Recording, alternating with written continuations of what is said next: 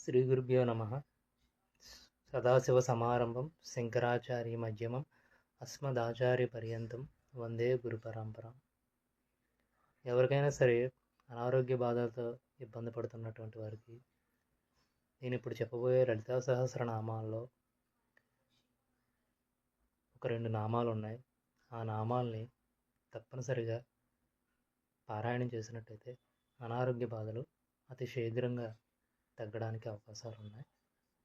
వసిన్యాది వాగ్దేవతలు చెప్పబడినటువంటి లలితా సహస్రనామాల్లో సర్వ రోగ ప్రశమని, సర్వ మృత్యు నివారిణి ఈ 2 నామాలు కూడా అమ్మవారి నామాలు.